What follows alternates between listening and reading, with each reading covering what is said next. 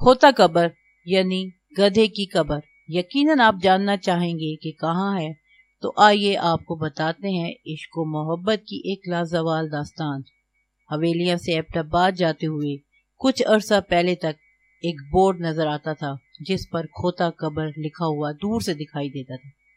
کھوتا قبر یعنی گدھے کی قبر۔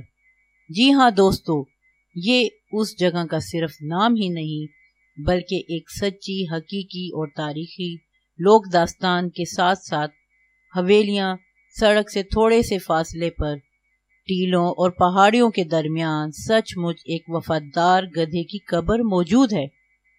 یہ ایک صدی سے کچھ زیادہ عرصے کی بات ہے کہ یہاں پر سبحان نامی بندہ رہتا تھا۔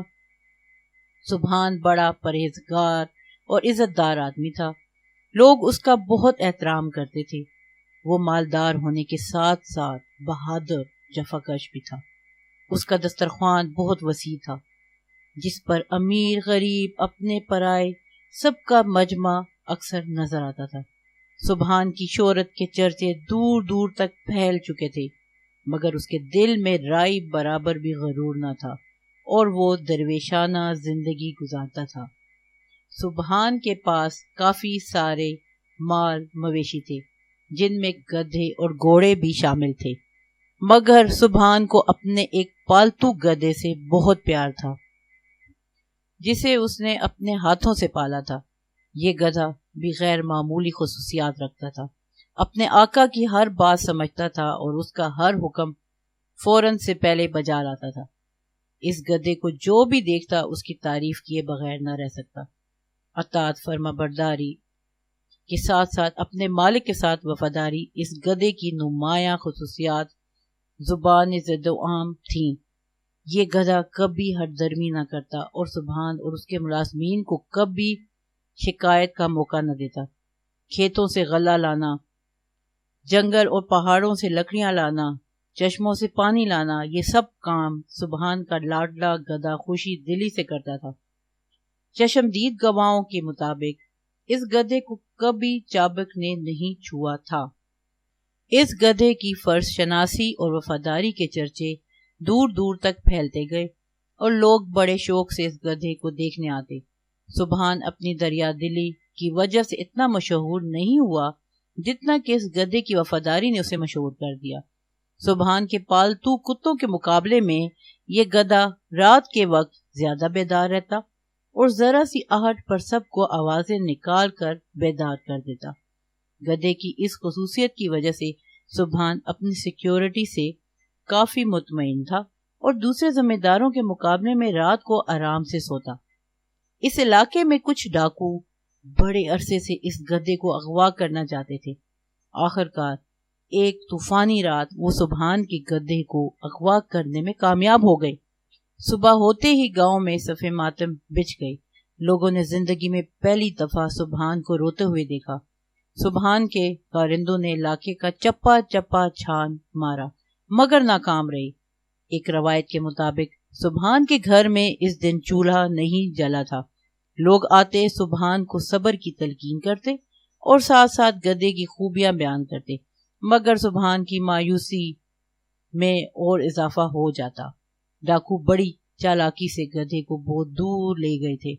سبحان کی طبیعت خراب رہنے لگی، وہ اکثر اداس رہتا، کام میں دل نہ لگتا۔ سبحان کی ساری امیدیں دم توڑ چکی تھیں۔ ایک دن صبح سویرے سبحان اپنے کھیتوں کی طرف روانہ ہوا۔ دروازہ کھولتے ہی اس کی حیرت کی انتہا نہ رہی کہ وہ گدھا گھر کے آگے تھکا ہارا اور زخمی حالت میں کھڑا تھا۔ سبحان سمجھ گیا کہ اس کا وفادار گدھا ڈاکوؤں کے چنگر سے بھاگنے میں کامیاب ہو گیا ہے۔ سبحان نے اسے چوما، صاف کیا اور سارا دن بچوں کی طرح پیار کرتا رہا۔ گاؤں میں ایک دفعہ پھر خوشحالی آ گئی اور شادیانے بجنے لگے۔ سبحان نے سارے گاؤں میں خوب خیرات کی اور خوشیاں منائی اور اپنے رب کا شکر ادا کیا۔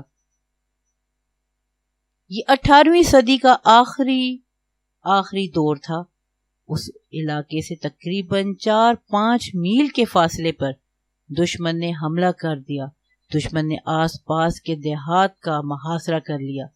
یہ جنگ دراصل اسلام اور کفر کی جنگ تھی سبحان کا گاؤں چونکہ سڑک کے کنارے تھا، اس لیے مسلمانوں نے اپنا بیس کیمپ اسی گاؤں میں بنایا۔ مجاہدین اسی گاؤں سے کفار کے خلاف اپنی کاروائیاں کرتے۔ سبحان بھی مجاہدین کے ساتھ اس مارکے میں شریک تھا۔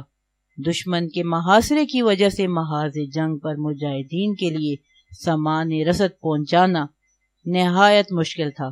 سامان رسد اوپر والے مورچوں تک پہنچانے کے دوران کئی مجاہدین شہید ہو گئے۔ محاذ جنگ پر مجاہدین بھوکے پیاسے لڑنے پر مجبور ہو گئے۔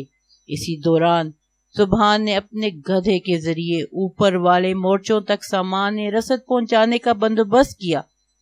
سبحان کے ہر اشارے کو اس کا چہیتا گدھا سمجھتا تھا، لہذا وہ گدھا دشمن کی آنکھ سے چھپ کر خفیہ راستوں سے مجاہدین تک سامان پہنچانے میں کامیاب ہو گیا۔ مجاہدین بھی بہت خوش ہوئے اور اطمینان کا اظہار کیا، لہذا اس بے زبان گدھے نے یہ خدمت کئی دنوں تک سر انجام دی۔ آخر کار کسی مخبر نے یہ خبر دشمن کو دی تو دشمن چوکنا ہو گیا اور دشوار گزار پہاڑی راستوں پر اپنے سپاہی متعین کیے، جنہوں نے کھوج لگا کر سبحان کے گدھے کو مار دیا۔ گدھا جب واپس نہ آیا تو سبحان نے اس کی تلاش شروع کر دی۔ سبحان کو گدھا ایک گھاٹی میں مرا ہوا ملا۔ سبحان بہت زیادہ خفا ہوا، مگر دوسری طرف مجاہدین غالب آ گئے اور دشمن کو منہ کی کھانی پڑی۔ مجاہدین نے سبحان کو تسلی دی کہ ہماری اس فتح میں تمہارے اس بے زبان جانور کا بھی بہت بڑا ہاتھ ہے۔ اس پر سبحان کو صبر آیا اور طے یہ پایا کہ مجاہدین اور گاؤں کے سب لوگ مل کر اس وفادار اور یادگار گدھے کو دفنائیں گے، لہذا سبحان کے گدھے کو اس گاؤں کے پہاڑی علاقے میں درختوں کے جھنڈ تلے دفنا دیا گیا۔ اس طرح سے اس علاقے کا نام کھوتا قبر مشہور ہو گیا۔